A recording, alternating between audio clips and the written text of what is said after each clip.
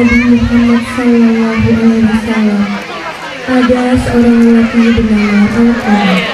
Dia seorang yang rajin dalam ibadah, sholat, puasa, dan sedekah.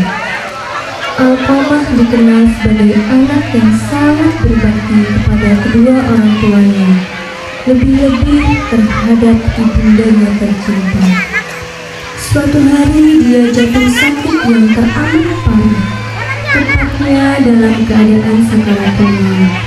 Namun entah kenapa Alqamah yang taat itu kesulitan untuk melafalkan kalimat La ilaha illallah. Datang dengan muka kebingungan dan sedih melihat sekujur tubuh suaminya yang tidak berhenti bergetar. Tolong, tolong! Kenapa bisa seperti ini suamiku? Apa yang kamu rasakan? Ya Allah, apa yang terjadi kepada suamiku? Tolong, tolong! Sementara itu di luar rumah Alqamah, tampak para sahabat Nabi tengah berkumpul.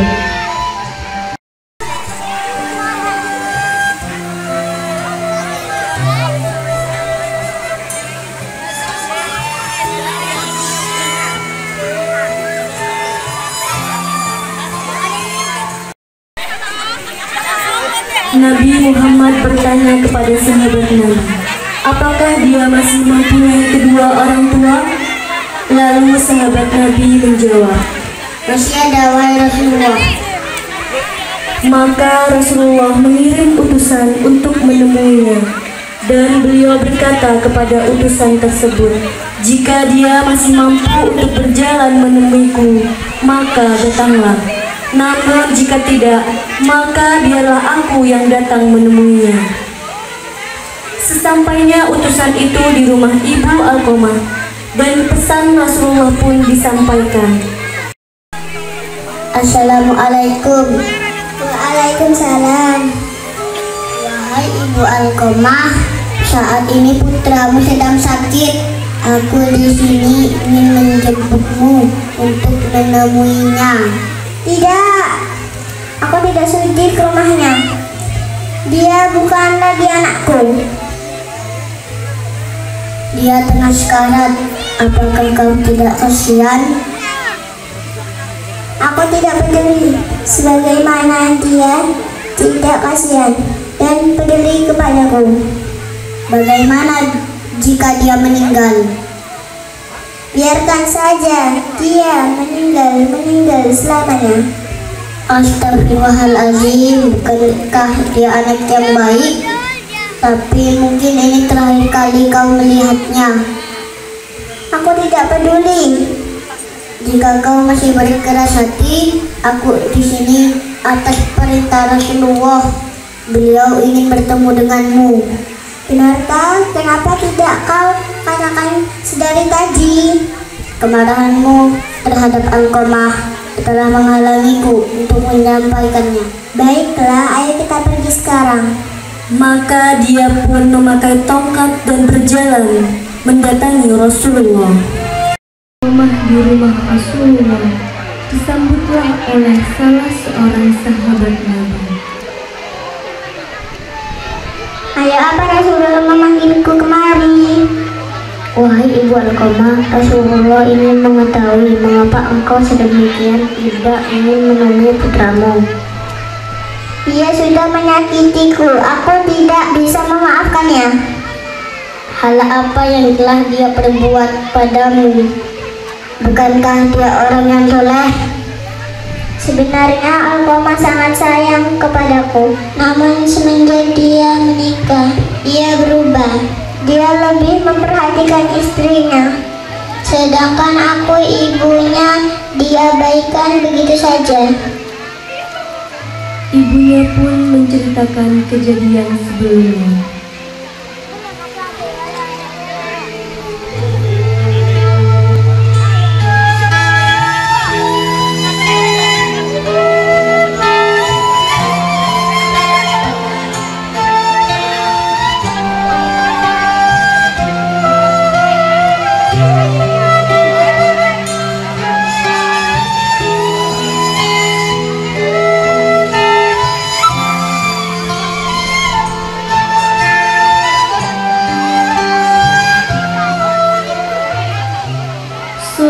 Selanjutnya kami kisahkan Alqamah di masa sehatnya.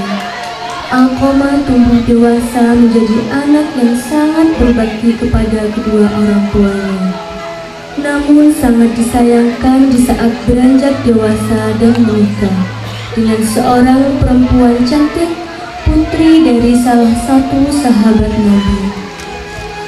Suatu hari di masa sehatnya, Alqamah datang ke rumah ibunya dengan mengucap salam. Assalamualaikum.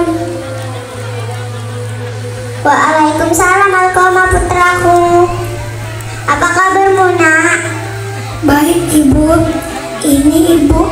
Aku kemarin membawa sesuatu untuk ibu. Semoga ibu berkenan menerimanya. Apa itu nak? Subhanallah, indah sekali pakaian ini. Terima kasih banyak putraku. Tapi maaf Bu, saya keliru. Baju itu yang warna biru bukan untuk ibu, tapi itu untuk istriku. Baju ibu yang ini yang warna merah.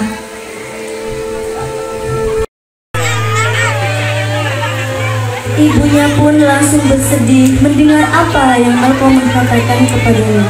Tidak hanya itu, ibunya kembali menceritakan apa yang Alqamah lakukan saat ibunya berkunjung ke rumah Alqamah.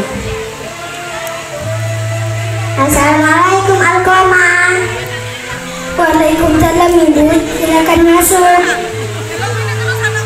Alqamah, bolehkah ibu memakan kue ini? Ibu lapar sekali. Maaf ibu, kue ini pesanan istriku dan aku berjalan untuk mendapatkannya. Bagaimana jika ibu menunggu istriku pulang dari pasar? Ibunya pun sangat bersedih dan kecewa yang kedua kalinya. Rumah Alqamah. Ini ada surat dari ibumu.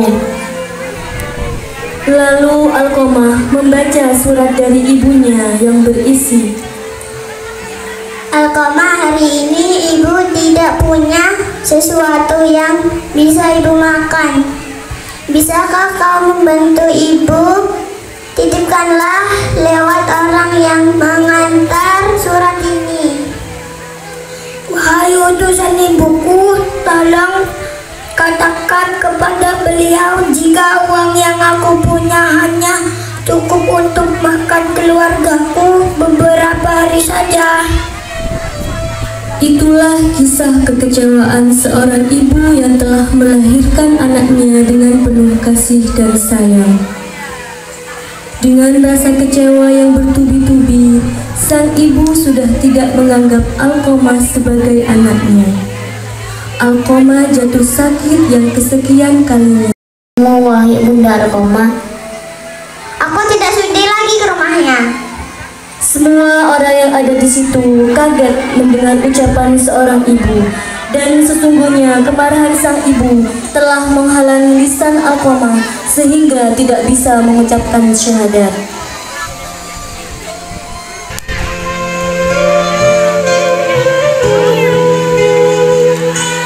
Rasulullah memerintahkan aku untuk mengumpulkan kayu bakar yang banyak. Apa yang akan kau berbuat? Rasulullah akan membakarnya di hadapanmu. Aku tidak tahan kalau engkau membakar putraku di hadapanku. Wahai ibu Alqamah, sesungguhnya azab Allah lebih pedih dan lebih kekal. Kalau engkau ingin agar Allah mengampuninya, maka relakanlah anakmu Alqamah. Salat, puasa, dan sedekahnya tidak akan memberikannya manfaat sedikit pun selagi engkau masih marah kepadanya.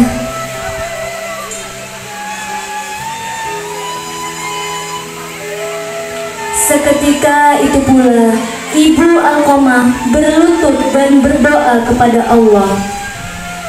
Ya Allah, ya Rasulullah, sesungguhnya aku telah meridai dan memaafkan Alqamah. Alhamdulillah. Maka Bilal pun berangkat ke rumah Alqamah. Sesampainya di depan rumah Alqamah, ternyata dia mendengar Alqamah dari dalam rumah mengucapkan, Asyhadu an la ilaha illallah wa asyhadu anna Muhammadar Rasulullah. Bilal pun masuk dan berkata, Wahai sekalian manusia, sesungguhnya kemarahan Ibu Alqamah telah menghalangi lisannya, tidak bisa mengucapkan syahadat, dan ridhonya telah menjadikan mampu mengucapkan 2 kalimat syahadat.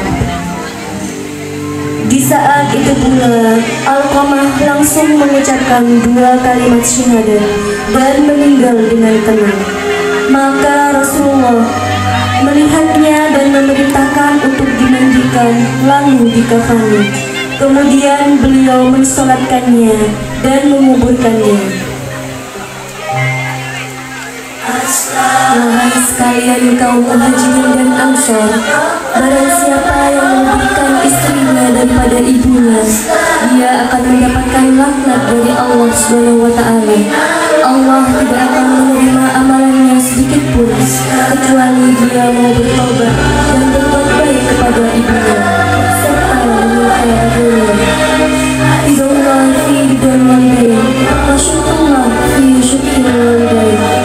Ridho Allah SWT tergantung dari ridho kedua orang tua, dan kemurkaan Allah tergantung dari kemurkaan orang tua. Hadis riwayat Tirmidzi, Ibnu Hibban, Hakim.